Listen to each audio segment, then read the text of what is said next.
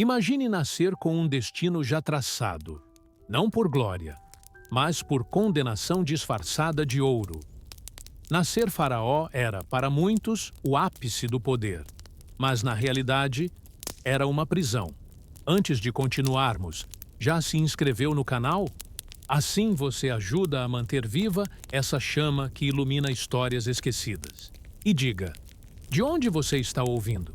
Que horas são aí?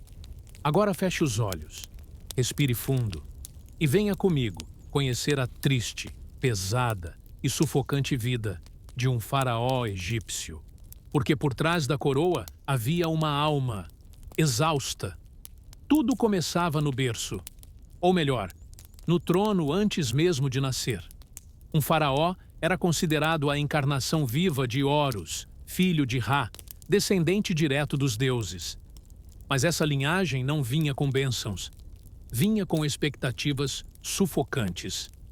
Desde o nascimento, o herdeiro do trono era cercado por escribas, sacerdotes e conselheiros. Cada gesto era anotado, cada choro interpretado, cada febre, sinal divino de desequilíbrio cósmico. Ao contrário da imagem luxuosa de banhos de leite e servos exóticos, a infância de um faraó era uma prisão dourada. Os brinquedos? Representações dos deuses. As lições? Não sobre sonhos, mas sobre manter o Ma'at, a ordem cósmica. Ma'at era o conceito central da civilização egípcia. Ordem, equilíbrio, justiça. E quem tinha que manter isso? Sim, a criança ainda aprendendo a andar. O pequeno príncipe era treinado com rigor militar. Sim, ele era um deus. Mas precisava aprender a guerrear, a caçar com arco e flecha, a conduzir uma quadriga e, acima de tudo, a governar. Além das aulas de política, economia e religião, o jovem príncipe era obrigado a decorar hinos sagrados, aprender leitura hieroglífica e recitar orações aos deuses com perfeição. Errar uma sílaba era uma ameaça à estabilidade do cosmos. Seu corpo também pertencia ao Estado. Não podia engordar demais. Não podia se machucar em público. Não podia nem mesmo demonstrar medo ou fraqueza, pois o povo o via como eterno, invencível, divino. E as relações humanas? Praticamente nulas. Amigos verdadeiros eram raros. Quase todos ao redor do príncipe tinham alguma agenda, política, religiosa ou econômica. Servos bajuladores, sacerdotes vigilantes e conselheiros que murmuravam louvores enquanto sonhavam com sua queda. Quando atingia a puberdade, o jovem faraó era obrigado a se casar, geralmente com uma irmã ou meia-irmã. Por quê? Porque o sangue real não podia se misturar com os mortais. A realeza deveria permanecer divina, mesmo que isso significasse relações incestuosas e consequências genéticas sérias nas gerações seguintes. E se a irmã fosse 10 anos mais velha? Problema dele. O casamento era cerimonial, a união era obrigação. Depois vinha a cerimônia da coroação, um espetáculo opressivo. O novo faraó era vestido com camadas e camadas de linho pesado, coroado com a dupla coroa do Alto e Baixo Egito, pese cerca de 4 quilômetros, carregando o cajado e o mangual, símbolos de poder, e forçado a permanecer horas em silêncio absoluto diante do povo, sob o sol do deserto, sem demonstrar dor ou desconforto. Veja nosso Deus, diziam os sacerdotes.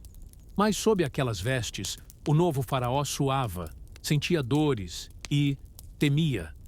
Temia não pela guerra, mas pela traição, pois o palácio era um ninho de cobras, e toda serpente sorria. Seu dia começava antes do nascer do sol, com rituais diários. Primeiro, orações a Ra. Depois, oferendas a Osíris. Em seguida, leitura dos presságios astrais. Tudo acompanhado por escribas e registrado nos arquivos eternos do templo. Não havia escolha. Se o faraó não cumprisse o ritual, o Nilo poderia não inundar. As colheitas poderiam falhar. a culpa recairia sobre ele. Aos olhos do povo, um deus. Aos olhos dos sacerdotes, um funcionário da ordem cósmica. E assim, desde os primeiros dias de vida até o trono, o faraó era moldado não pela glória, mas pela obrigação. Um cativo do divino, condenado à perfeição. Você ainda quer nascer como um rei egípcio? Se essa primeira parte te fez repensar o glamour da realeza, comente, mesmo de ouro, a prisão é prisão. Ser faraó não era uma vida de luxos, era uma agenda de tortura, organizada por sacerdotes, registrada por escribas, fiscalizada pelos deuses. O dia começava antes mesmo do nascer do sol, mas não como o seu começa, com um bocejo e um café. Começava com uma procissão silenciosa, banhos ritualísticos e purificações intermináveis. Acordado por servos que agiam com precisão milimétrica, o faraó não podia sair da cama como bem entendesse. Seu corpo era templo vivo, e qualquer passo fora do protocolo era considerado sacrilégio.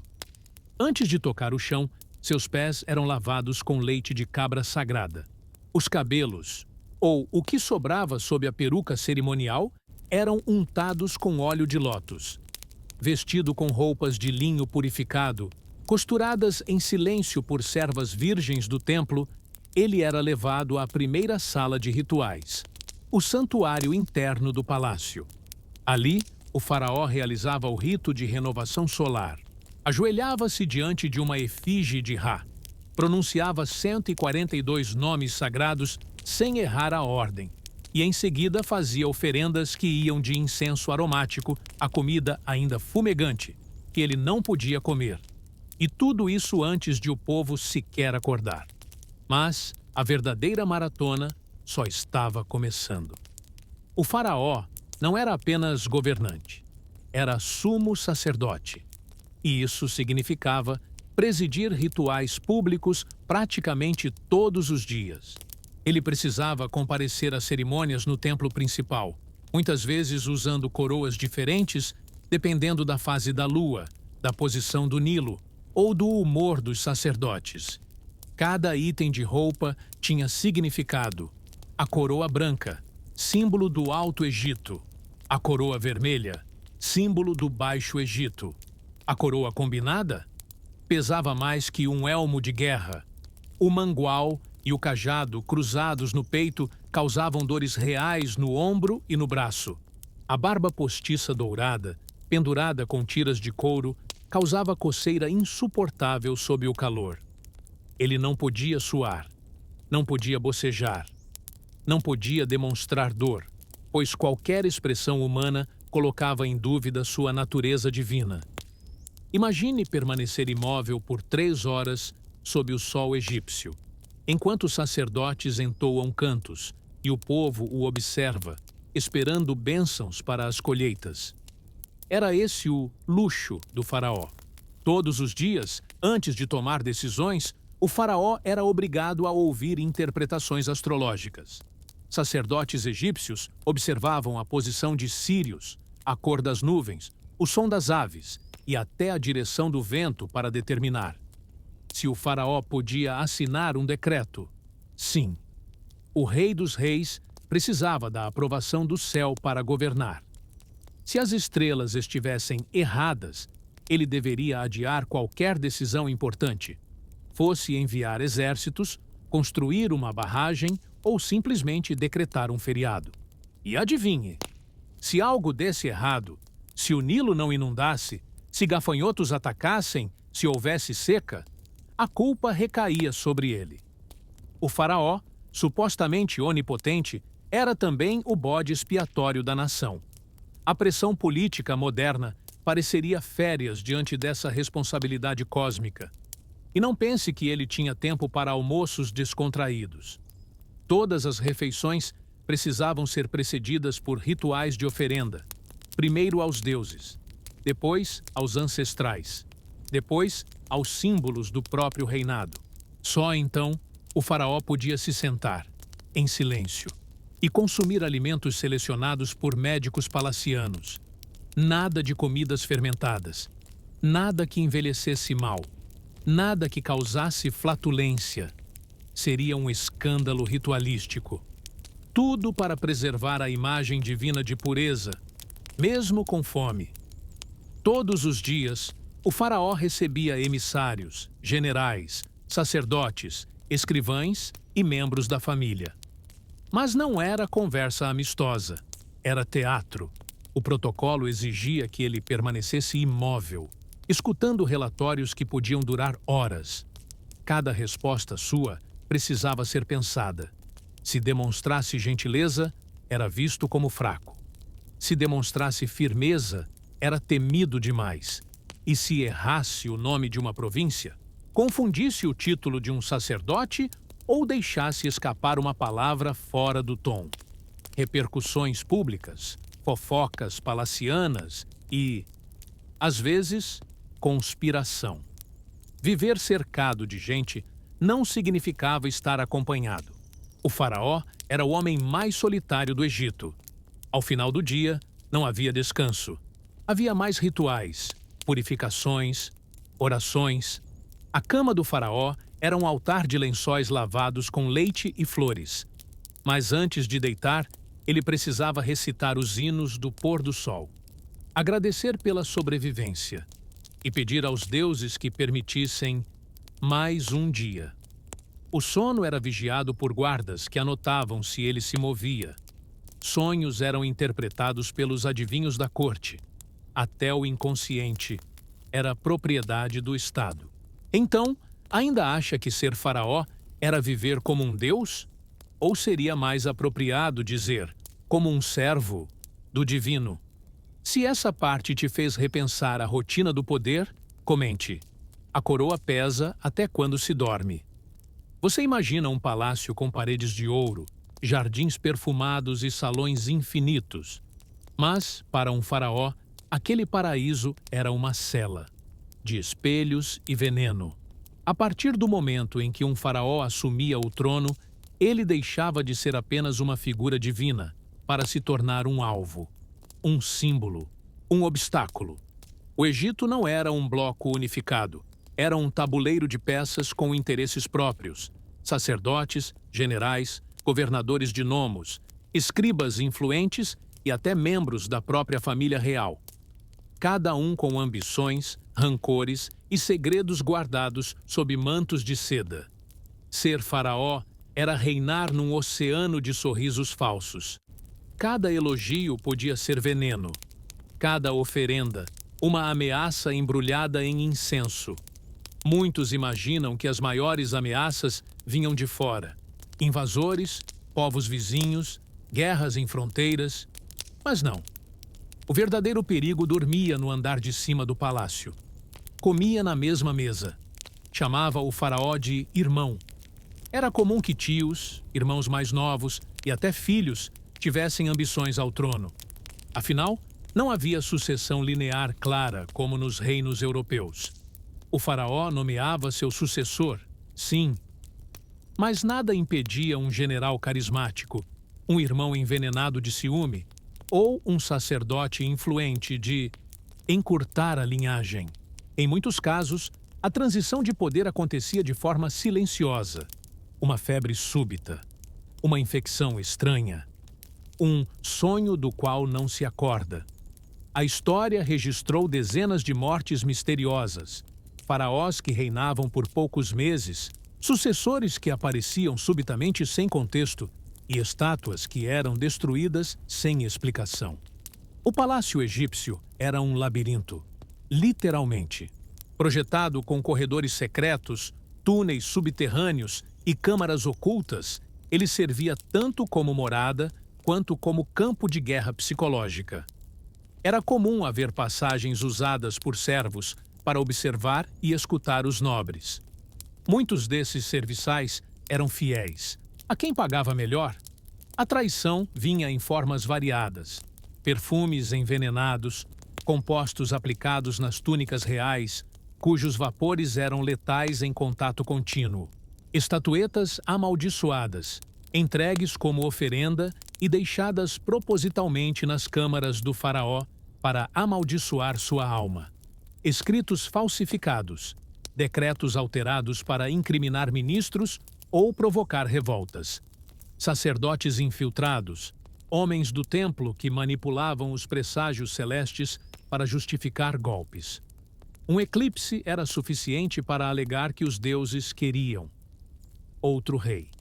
Faraós dormiam cercados por guardas, com os portões trancados, os corredores selados. Mas mesmo assim, o medo espreitava. Havia relatos de sons nos tetos, de sussurros em paredes de pedra, de janelas que rangiam mesmo sem vento. Paranoia? Talvez. Mas e se não fosse? Os templos tinham suas próprias milícias. Os generais tinham soldados leais. As rainhas tinham espiões. Até os médicos podiam ser comprados. Era preciso desconfiar de todos. Para tentar se proteger, muitos faraós criaram uma rede interna de contra-espionagem.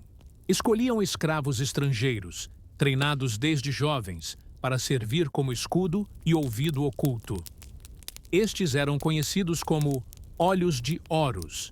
Agiam como sombras, identificando possíveis traidores, interceptando bilhetes, envenenando os envenenadores. Mas o problema era outro. Quanto mais se cercava de protetores, mais se isolava do mundo real. O faraó passava a ver inimigos em cada coluna e aliados em ninguém. Esse isolamento o tornava frágil, volátil, dependente das interpretações dos sacerdotes e dos relatórios manipulados pelos escribas. O poder era absoluto, mas a informação, essa sempre era filtrada. Pior do que ser traído, era ser acusado de desequilibrar o cosmos. Se algo dava errado, se o Nilo não transbordava, se havia fome, se uma doença se espalhava, a culpa era atribuída ao faraó. Dizia-se que ele havia se contaminado, que não era mais digno da essência divina, que os deuses estavam furiosos. E quem julgava isso? Os próprios sacerdotes? Sim, aqueles que dependiam do faraó para manter seu poder, mas que também podiam destruí-lo com um sussurro ritual. Em alguns casos, havia pressão para que o faraó se retirasse voluntariamente. Em outros, a solução era mais radical: o desaparecimento divinamente guiado. Uma das maiores armas políticas do Egito não era o punhal, era o cinzel. Quando um faraó era removido, traidor ou simplesmente indesejado, ele era apagado. Seus cartuchos com nome real eram raspados, suas estátuas destruídas, seus feitos atribuídos ao sucessor. Era como se nunca tivesse existido. E esse era o medo máximo: não ser lembrado. Num mundo onde o pós-vida dependia da memória dos vivos, ser esquecido era o verdadeiro inferno. A rainha consorte muitas vezes era irmã do faraó. Mas ela também tinha suas próprias redes de influência. Algumas rainhas egípcias acumulavam poder silenciosamente, comandando espiões, servas e templos. Outras conspiravam para colocar seus próprios filhos no trono, mesmo que tivessem que abreviar a vida do atual monarca. O harém real, cheio de concubinas, era um campo minado de intrigas. Todas disputavam espaço, influência e o útero que daria ao Egito seu próximo deus. Muitos faraós morreram envenenados por infusões terapêuticas entregues com beijos. Outros simplesmente sumiram. E no dia seguinte, outro nome era proclamado com trombetas: o escolhido pelos deuses. O paradoxo final era esse: o homem mais poderoso do Egito era também o mais vulnerável. Não podia confiar, não podia errar, não podia sequer demonstrar dúvida. Sua glória era sua prisão, sua coroa, uma mira, seu trono, um campo minado. E o mais trágico: quando um faraó desconfiava de todos, ele se tornava cruel. Ordenava execuções, confinava aliados, punia suspeitos sem provas. E assim, o ciclo se completava. O faraó alimentava o medo, e o medo o devorava. Então, quando disserem que o faraó era um deus na terra, lembre-se, até os deuses sangram em silêncio. Se essa parte te fez sentir o frio das paredes douradas e o veneno das alianças falsas, comente. No trono, cada sombra tem um punhal. Para o faraó, o corpo era templo divino, mas também laboratório de experimentos, ritual e remédio amargo. Se existir um castigo disfarçado de bênção, era esse. Logo pela manhã, após cerimônias obrigatórias, o faraó participava do ritual de higienização real. Banhos preparados com água de nascimento do Nilo, para simbolizar pureza, licor de lótus e essências de mirra. Na prática, histórias contam que o líquido era frio, turvo e irritante à pele. Só depois dali podia encarar os médicos reis, os sacerdotes do templo de Imhotep, mestres de uma medicina que misturava magia, decotessões e sangrias. Eles acreditavam que doenças eram sinais de desequilíbrio cósmico no corpo do rei e procediam com métodos drásticos. Sangrias, cortes no braço, eram feitos enquanto se recitavam encantamentos. O objetivo? Escoar o sangue impuro, que perturbava a ordem interna. Ventosas de cerâmica, colocadas nas costas por vários minutos, deixavam hematomas negros e doloridos, símbolos visíveis do sacrifício real. Trepanações cranianas, registradas em papiros como liberação espiritual. Acreditava-se que furar a testa liberava espíritos malignos que causavam insônia, delírios ou pesadelos. Para pacientes comuns, essas práticas eram cruéis. Para o faraó, consequência de preservar o cosmos. O cardápio real era uma obsessão dos escribas médicos. Pães amassados com celulite de peixe, para a fertilidade. Sopas de fígado de boi misturado com mel, para equilibrar o calor interno. Tinta de chifre de rinoceronte, triturada e misturada com vinho, como tônico da mente. Tudo altamente amargo, pesado e, muitas vezes, envenenador. Mas o faraó só podia comer sob supervisão. Ninguém arriscava seu paladar. Cada refeição era cerimônia. Ele não provava. Ele obedecia. Sacerdotes do templo improvisavam fórmulas que envolviam ureia humana fermentada, usada em unguento contra resfriados. Raiz de belênio, aplicada nas têmporas como sedativo, mas com efeitos alucinógenos e risco de paralisia. Flechas ritualmente benzidas insistiam que o ferro tingido com sangue de ganso curava enxaquecas, desde que o usuário acreditasse. Era uma medicina que dependia da fé da vítima. E, frequentemente, matava mais do que curava.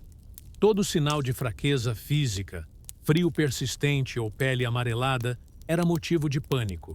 Se acreditava que o corpo impuro contaminava não só o faraó, mas o estado inteiro. Então, casos de tuberculose, escorbuto ou feridas crônicas eram monitorados como sinais de ruína política. Alguns faraós se submetiam ao desaparecimento voluntário para evitar a vergonha divina e reabilitavam-se publicamente como ressuscitados pela essência de Ra. Era uma forma ritual de recuperar poder, mesmo quando o corpo se desfazia. Alguns faraós eram submetidos a práticas de purificação corporal que eram, na verdade, tortura. Banhos com pó de cinzas vulcânicas, para absorver impurezas. Deixavam a pele rachada e dolorida. Inalações de fumaça de resina animal, usadas para espantar espíritos malignos, causavam tosse severa, falta de ar e danos pulmonares. Exorcismos com cordas apertadas no pescoço para amarrar o mal, deixavam marcas profundas e risco de infarto. Tudo em nome da manutenção de Maat, a ordem divina. Mesmo quando os tratamentos funcionavam, não era por ciência, era por convencimento. Um faraó podia sobreviver à peste e se atribuir poder eterno por isso. A corte celebraria uma cura milagrosa. Ele retornava, forte, majestoso. Mas, na verdade, o efeito placebo era real e poderoso. Ele alimentava uma narrativa. O faraó como ser que resistia à ruína física. Um Deus que triunfava sobre a própria fraqueza. Esse triunfo sanitário reforçava o medo, o respeito e consolidava o reinado, mesmo que o corpo estivesse falhando por dentro. No fim, muitos faraós viveram rápido. A expectativa de vida era curta, a imunidade precária. Doenças e fraqueza do corpo eram vistas como sinais de que os deuses poderiam escolher outro Deus vivo. Por isso, o choque inevitável chegava. Uma febre repentina. Uma ferida que não cicatrizava. Um eclipse interpretado como sinal de falta de luz dentro da pessoa real. Muitos morreram antes dos 40. Outros desapareceram. Alguns corpos intactos foram mumificados instantaneamente. Talvez para preservar um símbolo ainda vulnerável pelo toque humano. Mas o ritual máximo era escolher a morte certa. Quando o ente querido acreditava ter cumprido a missão divina, podia morrer cercado por sacerdotes, recitando os hinos do além. Um adeus de autoridade. E no luto, o Egito podia reconstruir uma imagem imperecível, mas vazia. Então, ser faraó era viver sob vigilância constante, do corpo, da alma e dos deuses.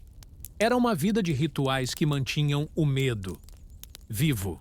Se essa parte trouxe uma visão ainda mais sombria das práticas de saúde real, comente. Mais cura do que dor. A morte nem sempre traz descanso. Para um faraó, era o começo de outra batalha, uma guerra contra o esquecimento. Desde o instante em que o faraó expirava, o cuidado com seu corpo se tornava obsessão nacional. Ele precisava ser preservado para sempre, para que sua alma, o Ka, pudesse reconhecer o corpo e retornar a ele eternamente. A mumificação durava até 70 dias e envolvia retirada dos órgãos internos, desidratação com nátron, envolvimento em faixas sagradas e aplicação de incensos. Todo o processo era supervisionado por sacerdotes, com cânticos contínuos, borrifos de água do Nilo e ungüentos de resina exótica. Paradoxalmente, todo esse zelo tinha um único objetivo: preservar não o corpo, mas o poder simbólico do faraó, mesmo quando já não existia. Os túmulos reais eram construídos com arquitetura pensada para confundir e atrasar saqueadores. Corredores falsos, câmaras ocultas, portas seladas e passagens secretas. Embora fosse um método engenhoso, quase todas as tumbas do Vale dos Reis foram saqueadas dentro de 100 anos de terem sido lacradas, inclusive a de Tutankhamon, que foi violada ao menos 2 vezes antes de sua redescoberta moderna. Para tentar salvar os mortos, sacerdotes da Visberi-Pribrembra dinastia moveram centenas de múmias reais para esconderijos secretos, como o túmulo TT-320 em Deir el-Bahari, hoje conhecido como Depósito Protegido, embora desordenado e ainda sujeito ao saque ancestral. Cada tumba continha inscrições ameaçando o ladrão. Uma maldição divina, julgamento no mundo dos mortos e até a morte violenta enviada por deuses como Thoth, guardião dos selos funerários. Mas tais provérbios raramente intimidavam. Soldados, aristocratas, camponeses famintos, todos se viam tentados a extrair ouro e grãos da eternidade dos faraós, por dinheiro, poder ou sobrevivência. Testemunhos de ladrões revelam que as prisões eram comuns. Papiros do fim do novo reino documentam confissões detalhadas, nomes de cúmplices, técnicas de arrombamento, utensílios roubados e o perigo de dividir o saque em silêncio entre 5 cúmplices. Em muitos casos, ladrões retornavam aos locais roubados, compravam proteção ou subornavam guardas e saqueavam novamente. Isso se tornou tão frequente que o Estado registrava julgamentos em série, punindo, mas sem deter a prática. Para o faraó, a maior perda não era a morte, era o apagamento da memória. Quando um sucessor removia o cartucho real do monumento ou raspava seu nome do templo, era como apagar a pessoa da história. Sem nome, sem estátua, sem genealogia, o faraó não existia no além. E sem memória, seu Ka não retornava. E sem o Ka, não havia imortalidade espiritual. Esse era o terror silencioso, a morte seguida do esquecimento ritual. Mesmo lugares isolados como Deir el-Bahari, santuário funerário de poderosos como Hatshepsut e Mentuhotep II, foram alvo de saque sistemático durante o terceiro período intermediário. Túmulos foram violados, reorganizados, objetos removidos ou reciclados por sacerdotes, projetos de preservação. Esses esforços de reagrupamento revelam o pânico coletivo. Melhor reunir os restos dos reis num lugar secreto e perdido do que permitir que fossem esquecidos.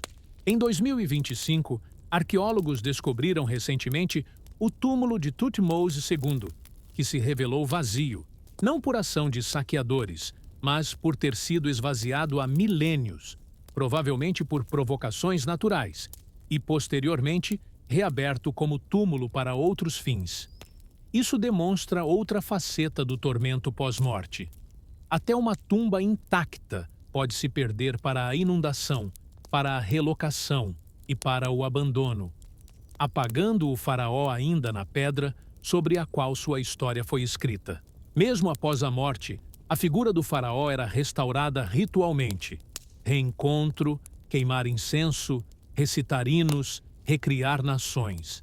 A cerimônia de abertura da boca devolvia a voz ao morto.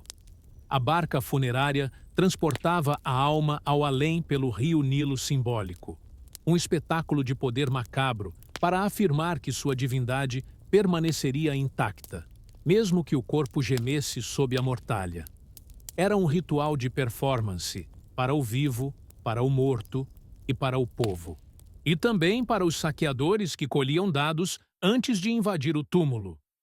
Você já pensou como a memória pode ser mais valiosa que o corpo? Para um faraó, ser lembrado era viver para sempre. Ser esquecido era morrer 2 vezes. Se essa parte trouxe o peso do silêncio eterno após a morte, comente. Melhor ser lembrado que eternamente morto. E respire, como quem guarda o nome na brasa da história. Imagine ser lembrado por futuros milênios, não por acaso, mas por estratégias de poder que transcendem corpo, tempo e até mesmo a própria morte. Essa era a obsessão dos faraós, porque no Egito Antigo a imagem era a última linha de defesa contra o esquecimento. Era eterna, ou nada. Desde a coroação, um faraó ordenava a produção de estátuas que refletiam perfeição divina. Formas jovens, corpos atléticos, faces serenas. Cada cidade, cada templo, cada esquina tinha uma réplica sua em pedra. Quem via a vivencia nas cidades acreditava: ele está em todos os lugares. Mas o truque era psicológico. Multiplicar a imagem para multiplicar o poder. Essas estátuas precisavam ser posadas, pintadas e abençoadas, parte de um ritual contínuo de manutenção, como se cada estátua fosse um fantasma vivente do faraó, e cada uma, potencialmente, um alvo de ousado. Um faraó erguia essas representações até nos confins do Vale do Nilo, nos desertos áridos, nas margens do rio, até na Núbia. A ideia? Se o nome fosse esquecido em um lugar, seria salvo em outro. Escribas reais escreviam narrativas heróicas, vitórias militares, enchentes regulares do Nilo, rendição de inimigos, abundância nas colheitas. Tudo era documentado em papiros solenes. Caixas de pedra registravam esses feitos em hieróglifos eternos. Mas funcionava também como modo de ocultar fracassos. Catástrofes climáticas, rebeliões, doenças eram descritas como testes dos deuses, e o faraó, provando-se digno, superando-os com graça. Se outra linhagem tentasse apagar esse legado, Bastava desacreditar o papiro alterado, e a versão anterior aparecia vivo no templo. Era uma mentira com data de validade, que se duplicava. Cada novo faraó construía ou reformava templos com seu nome e seus símbolos, obeliscos, capelas, profilaxias. Essas construções serviam como monumentos eternos, mas também como armas políticas. Os templos do faraó Amon-Re permitiam que ele fosse visto como Deus tanto na terra quanto no além. Ofertas diárias eram feitas à estátua dele dentro da pedra, como se ele estivesse vivo, e ainda realizasse sacrifícios. Esses templos também eram centros de poder econômico, terras, tributos e influência sobre sacerdotes. Quem controlava o templo controlava o moderado fluxo entre o divino e o ordinário. Os faraós se apropriaram de uma linguagem visual: o vermelho para a guerra, o azul para a fertilidade do Nilo, o dourado para o eterno. Eles controlavam o estilo artístico. As imagens dos deuses e reis eram estilizadas com frontalidade rígida, para parecerem eternamente firmes, e jamais mudavam de ângulo. Mesmo que o faraó fosse gordo ou caduco, nas imagens ele permanecia jovem e reto como uma coluna. A escrita acompanhou. Cada nome real era grafado num cartucho que circundava o nome de Deus. Se outro sucessor tentasse arrancar esse nome, ele encontraria um vazio doloroso, sua própria identidade. Uma propaganda antiga. Controlar a história por meio de símbolos. Era manipular o tempo. Anualmente, os faraós organizavam eventos que uniam o público com o mito vivo.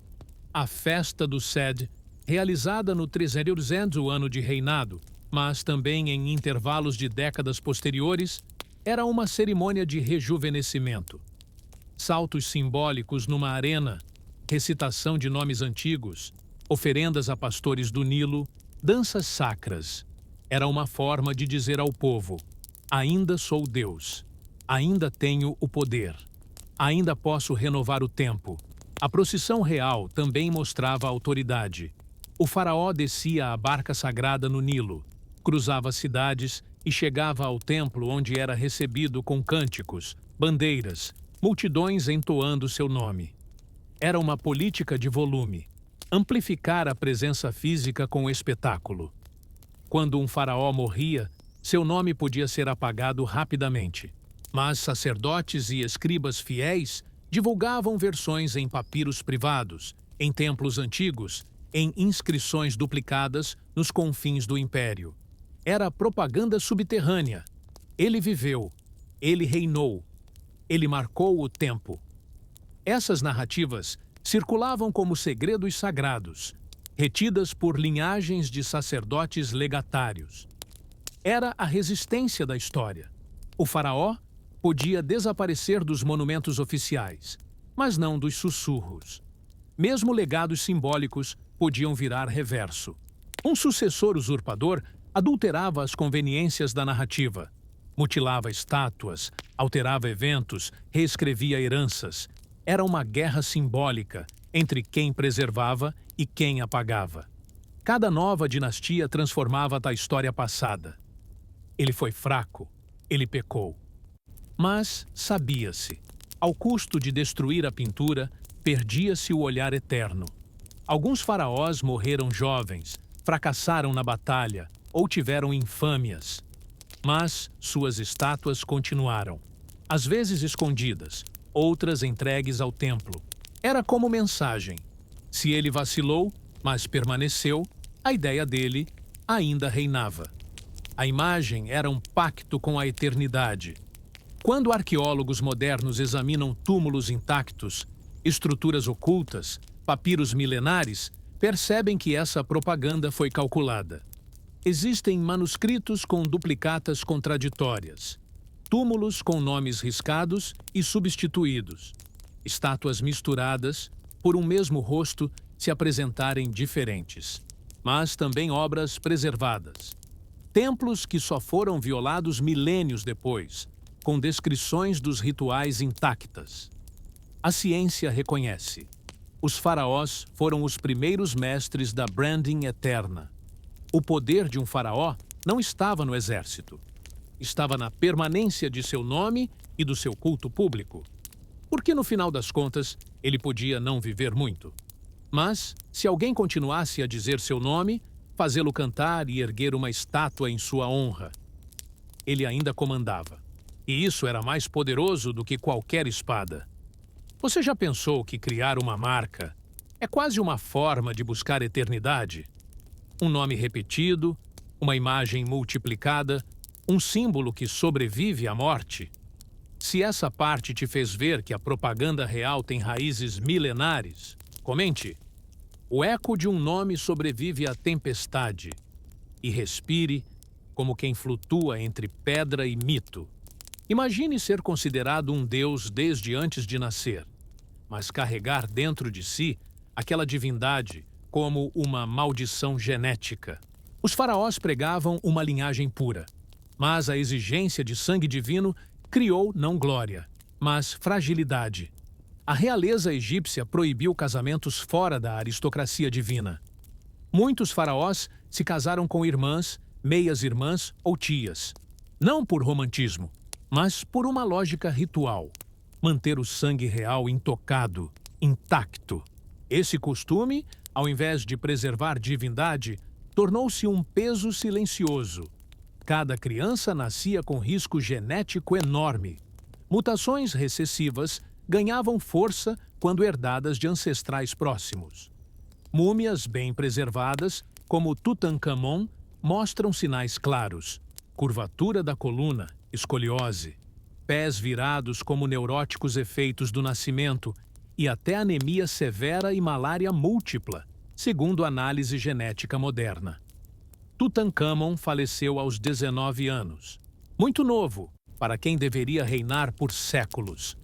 A análise do genoma de restos reais, papas que serviam cavalos ou eram sacerdotes criados para ser reis, demonstra: a dinastia tinha elevada ocorrência de mutações ligadas à esterilidade, problemas cardíacos, distúrbios metabólicos.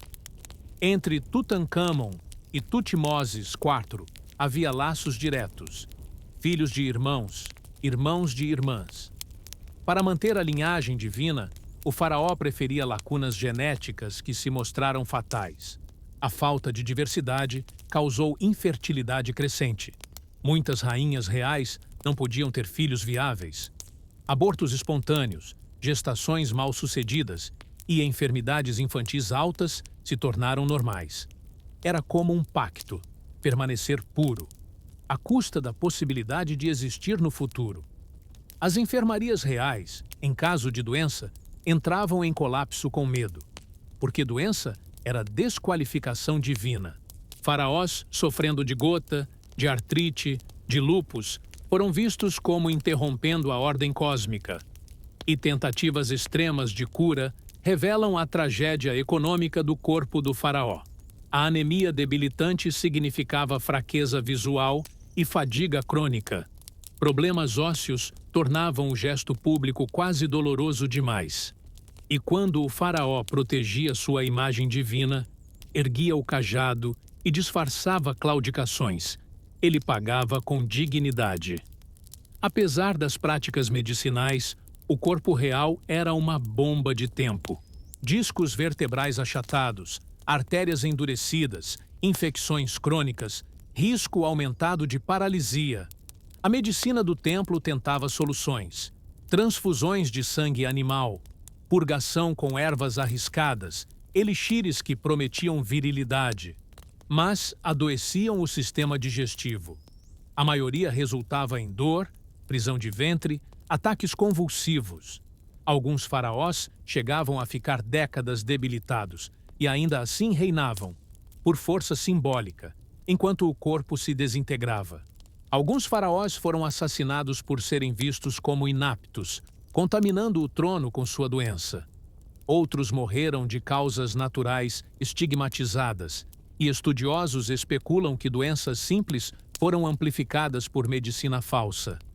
O médico que aplica ungüentos envenenados podia ser considerado salvação pública, até falhar. A morte do faraó era celebrada como restauração da divina ordem. A sucessão era a chance de limpar o gene. O fato mais cruel: quanto mais divino se esperava que ele fosse, mais vulnerável geneticamente ele se tornava. O faraó, que deveria irradiar perfeição, era fragilizado pelo incesto ritual. A linhagem divina virou maldição ancestral, e o povo via nele não só líder, mas exemplo vivo de punição divina. As tecnologias modernas permitem sequenciar o genoma de múmias reais, revelando mutações, cromossomos disfuncionais, doenças raras. Institutos como o do Museu Britânico e Universidade de Turim confirmam. Tutankhamon, Akhenaton, Ramsés III apresentavam marcadores claros de doenças ligadas a parcerias consanguíneas. Uma lição: linhagens puras podem gerar sangue impuro. Curiosamente, muitos mitos egípcios associavam divindade à falha. Osíris morto ressurge. Horus ferido retorna. Talvez o povo entendesse: a divindade se prova na cicatriz, não na perfeição. A fé no faraó era redobrada. Se ele fumega de dor e ainda sustém o trono, é porque teria a essência verdadeira. Era um tributo triste. A obediência àqueles que adoecem, tentando permanecer intactos. Ser faraó era um exercício cruel de dualidade. Você precisava ser divino e humano. A linhagem pura coexistia com falhas genéticas silenciosas. O rei divino desabava sob sua própria herança. Era uma imagem viva de que a perfeição, ao ser exigida demais, se curva. No fim, os faraós morreram, mas suas memórias e suas doenças sobreviveram nos ossos que levamos para estudar. E o colonialismo moderno revela que as raças construídas podem desmoronar quando exigidas demais. Você já pensou que a pureza de sangue pode ser a maior fraqueza? Se essa parte trouxe uma visão ainda mais intensa do preço invisível da linhagem divina, comente: até os deuses podem adoecer. E respire, como quem entende que até o divino, tombado, ainda ecoa. O poder absoluto exige presente constante, mas não presença de alma. O faraó era rodeado por milhares de pessoas, servos, sacerdotes, generais, esposas, concubinas, escribas, guardas, mas havia uma solidão maior do que qualquer fresta de privacidade perdida. Era a solidão imposta por ser reconhecido como Deus. Desde a infância, seu valor era medido por sua função divina, não por afeto. Perfume de lótus, roupas brancas imaculadas, rostos reverentes, tudo para demonstrar perfeição. Mas dentro desse casulo, o isolamento se intensificava. Amizade? Humanidade? Risos? Tudo substituído por elogios, escutas silenciosas, cochichos calibrados ao sustentar sua divindade. Muitos relatos indicam que faraós, mesmo na adolescência, sofriam crises de depressão e ansiedade, sem saber nomear o sentimento. Não havia terapeuta, apenas templos e sacerdotes para aliviar a alma, com símbolos e capítulo. Casamentos arranjados com parentes próximos garantiam pureza de sangue, mas também restringiam intimidade. A esposa real frequentemente era figura de poder estratégico, não fonte de apoio emocional. Concubinas viviam isoladas, servindo mais como símbolos do desejo real do que como cúmplices emocionais. Sem afeto, sem espelho emocional, muitos faraós cresceram e governaram estatisticamente sem tocar ou serem tocados de verdade.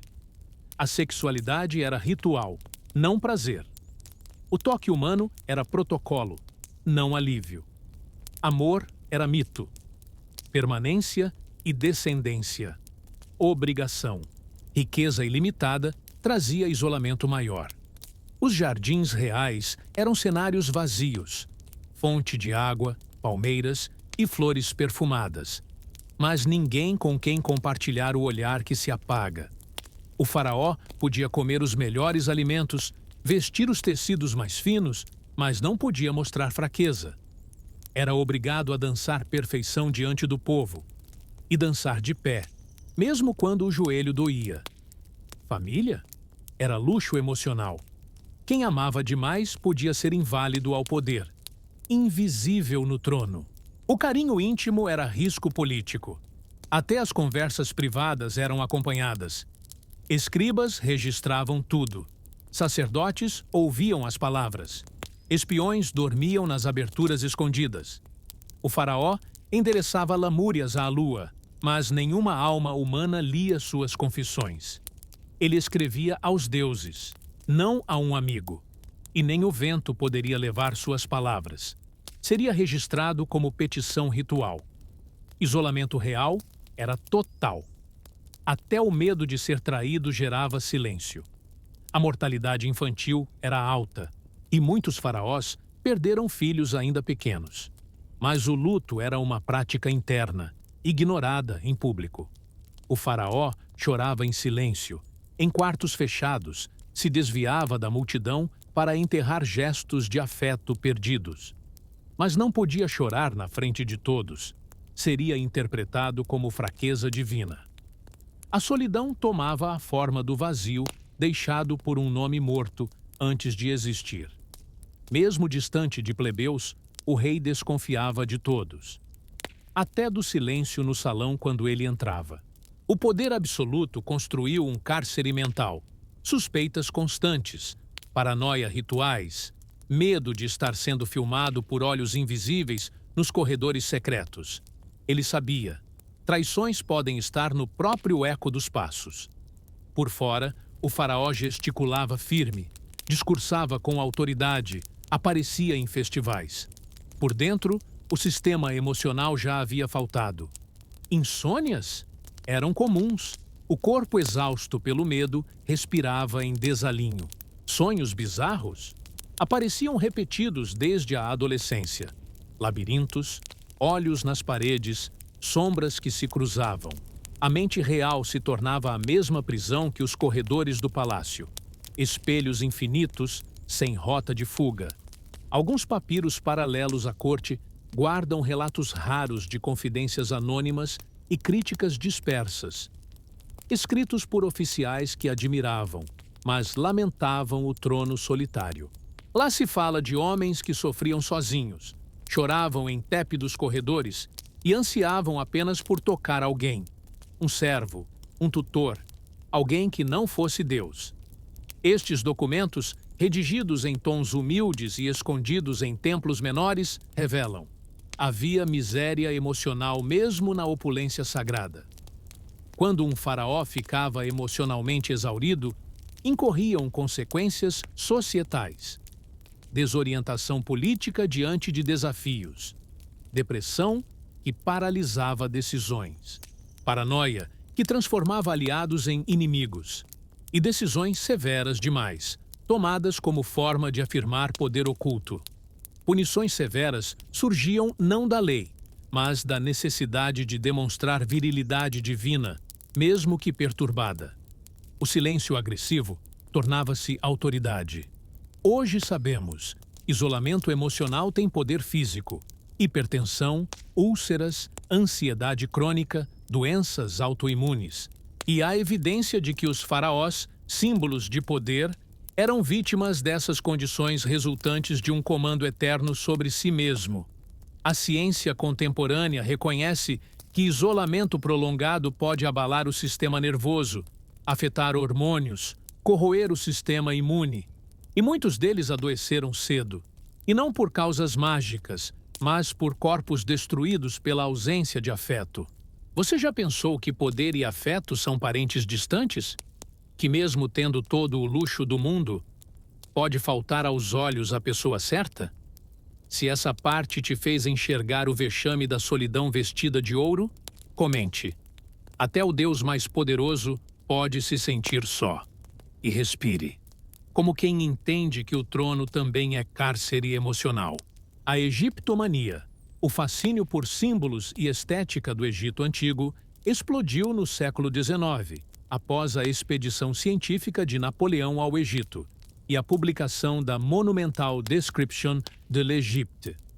Inspirou móveis com pernas de esfinge, cemitérios com obeliscos e teatros decorados com hieróglifos. O cinema em Hollywood também embarcou na onda. O Egyptian Theatre, em Los Angeles, por exemplo, foi projetado para parecer um templo egípcio. Desde então, a influência se espalhou pela cultura popular. Filmes, videogames, moda, Walk Like an Egyptian, arranjos decorativos, logotipos com símbolos egípcios, tudo evocando o poder faraônico, eternidade e mistério. A arquitetura moderna frequentemente incorpora elementos do Egito: obeliscos, colunas com capitéis florais, fachadas massivas em estilo Revival egípcio. Exemplos incluem o Obelisco de Washington, o Museu do Cairo, o Hotel Luxor de Las Vegas e até a Pirâmide do Louvre, que, embora negue inspiração intencional, evoca imediatamente o simbolismo faraônico. Esse estilo não é mera nostalgia. É uma tentativa de conectar edifícios modernos com a grandiosidade e permanência dos faraós. Mesmo na arte contemporânea, a influência egípcia persiste. Escultores modernos exploram hieróglifos, formas retas, símbolos como o escaravelho ou o olho de Horus. No Egito do século XX, surgiu o faraonismo, um movimento ideológico que afirmava a continuidade da cultura moderna com o passado faraônico como resistência ao colonialismo e à identidade panárabe. Líderes como Taha Hussein reivindicavam o Egito antigo como origem de autoridade nacional moderna, não como cultura marginal, mas como legado de grandeza autorreferente. Em anos recentes, esse resgate simbólico ressurgiu sob o governo de Abdel Fattah el-Sisi, com desfiles dos faraós, transporte cerimonial de múmias e inauguração do Grande Museu Egípcio. Momentos para afirmar orgulho nacional e reintegrar a imagem faraônica à identidade coletiva egípcia. Você já reparou como heróis, marcas e até políticos buscam eco faraônico? Monumentos gigantes, eventos grandiosos, logotipos lembrando obeliscos ou pirâmides. Tudo para evocar eternidade, poder e autoridade inconteste. Esse legado de branding simbólico é direto da lógica faraônica: multiplicar imagens, reforçar memória e controlar narrativas. Assim como o faraó venerava sua efígie nos templos de cada cidade, marcas modernas desejam estar em todo lugar para permanecer relevantes. A cobertura da exposição Pharaoh da National Gallery of Victoria destaca como artefatos como as estátuas de Amenhotep III e Ramsés II, reinterpretadas por sucessivos faraós, mostram o jogo político e a autoimagem controlada, um eco humano que atravessa milênios. Filmes como A Múmia ou Stargate, séries Roma e livros como os de Christian Jack reviveram a mitologia faraônica para públicos modernos. Esses produtos reforçam um imaginário poderoso: faraós como figuras enigmáticas, conspiradoras e eternas. Mesmo dentro do Egito moderno, muitos indivíduos reivindicam como herança direta a civilização faraônica. Embora cientificamente não se considere continuidade genética direta, o faraonismo serve como símbolo identitário de resistência cultural, especialmente entre intelectuais coptas, que se veem como descendência espiritual dos antigos egípcios. No debate político, o Egito Antigo é usado tanto para afirmar singularidade cultural quanto para justificar narrativas nacionalistas. Recentemente, houve polêmica sobre a representação de Cleópatra como negra na série da Netflix, provocando reações em massa e acusações de falsificação da história pelos egípcios modernos, que reivindicam características fenotípicas mais próximas das elites faraônicas tradicionais. Poucas figuras históricas simbolizam liderança como os faraós. Hoje, discursos de liderança rápida, fast leadership, usam exemplos como Hatshepsut ou Ramsés II para ilustrar ousadia e visão.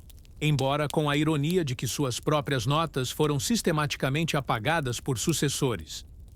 Exposições em museus ocidentais, como a Tutankhamun and the Golden Age of the Pharaohs, atraíram milhões e movimentaram centenas de milhões de dólares, tanto para o setor cultural quanto para o turismo egípcio e sua diplomacia cultural moderna. Os faraós entenderam há milênios. O poder humano pode morrer, mas a imagem bem trabalhada pode resistir por milênios. Hoje, essa lição ainda reina. Marcas poderosas, líderes que constroem narrativas visuais, regimes que se apoiam na monumentalidade. Tudo é herdeiro da lógica faraônica. Você já percebeu que muitos símbolos ao nosso redor são ecos antigos? Que líderes e marcas usam as mesmas técnicas que os faraós para se tornar eternos aos olhos dos povos? Se essa parte te fez enxergar como o poder visual continua vivo na sociedade moderna, comente. Ainda vejo faraós no concreto do presente. E respire, como quem caminha entre estátuas invisíveis com nome gravado no tempo. Embarcamos finalmente na noite derradeira de quem ostenta a glória e o peso de ser Deus na terra. Um fechamento poético, reflexivo e visceral desta saga faraônica. A morte de um faraó era a última peça de um mosaico construído de temor, esplendor e simbolismo. Ela não trazia silêncio, trazia eco. O último suspiro daquele cujo nome foi cantado durante décadas tinha de ser acompanhado de um espetáculo oficial. Hinos recitados na língua dos deuses, oferendas perfumadas, velas que não podiam se apagar, gente entoando o nome eterno. Mas o ritual era, ao mesmo tempo, a confirmação de que tudo acabara e a promessa de que algo sobreviveria. A lenda, a imagem, o símbolo. A tumba real voltava ao centro da paisagem social. Câmara após câmara lacrada. Corredores secretos construídos para enganar saqueadores. Cânticos que faziam o rei transcender seu corpo mortal. Mas a tumba também era uma armadilha simbólica. Quando invadida ou apagada, era como se o rei se apagasse, pisado pelo esquecimento. E, mesmo com múmias realocadas, nomes riscados, a pedra corroída pelo tempo, o nome continuava, encontrado nos papiros duplicados, nas estátuas que resilientes emergiam da areia. Ele sobrevivia sem corpo. Sobreviviam os dentes, sobreviviam os símbolos. A coroa, símbolo máximo da realeza, continuava a doer mesmo depois de vida. Ela se tornava testemunha da mortalidade forjada. Era símbolo de louvor, de sacrifício, de medo. Pensar no faraó sem coroa era imaginá-lo inteiro, mas invisível. Porque no Egito Antigo, a imperfeição apagava a autoridade. Sem coroa, ele era só um morto imóvel. Com a coroa, mesmo quebrada, ainda era mito. E os súditos sabiam. Retirar a coroa era tirar o poder. Entorpecer o povo. Hoje, vemos faraós em museus, cinema, arquitetura e rede social. Eles nos lembram que a imagem pode vencer o tempo, que o cadáver pode fenecer em pó, mas uma pintura fiel ainda respira autoridade.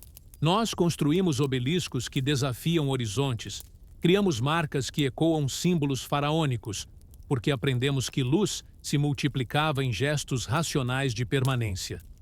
E se a memória morrer, não importa. Já terá outra estátua, digital, musical ou ideológica. O que sobra da vida de um faraó? A lição que sua história nos dá. Sobreposição entre imagem e essência. O risco de viver mais para o que se representa do que para quem se é. Medo do esquecimento como motor de construção simbólica. A criação do legado nunca apaga o desejo de ser lembrado. O paradoxo do poder divorciado de afeto, autoridade que não permite vulnerabilidade, vira toxina. A herança da modéstia como subversão simbólica, cair em lenda pode ser mais eterno do que governar. O zelo inexorável entre tempo e divindade, mesmo um deus pode se tornar poeira, mas sua lenda, essa persiste, feche os olhos. Imagine a noite no Palácio Real. Corredores silenciosos, perfumes que apagam, estátuas que mantêm espera. Imagine o faraó respirando pela última vez, sob imagens de ouro e cânticos antigos. E mesmo quando a luz falha, o nome continua, vibrando por ancestrais e por quem ainda conta a história. No espelho do povo ele se refletia, e na memória dos vivos renascia. Agora, talvez seja a hora de abrir os olhos, ou permanecer neste silêncio carregado de firulas, de sombras e de eco eterno. Se esta viagem te fez questionar o preço que a autoridade cobra dos corpos, se um nome, gravado na pedra, te fez lembrar do peso do símbolo, se você entendeu que às vezes é mais difícil ser eterno do que ser mortal, inscreva-se no canal. Aqui, mantemos vivas as histórias que iluminam sombras antigas. E me diga, de onde você está me ouvindo? Que horas são aí na tela que carrega esse som? Comente. Ainda carrego o peso da coroa. E respire, como quem entende que até os deuses precisaram aprender a morrer em silêncio. Boa noite. Ou melhor, boa luz que resiste.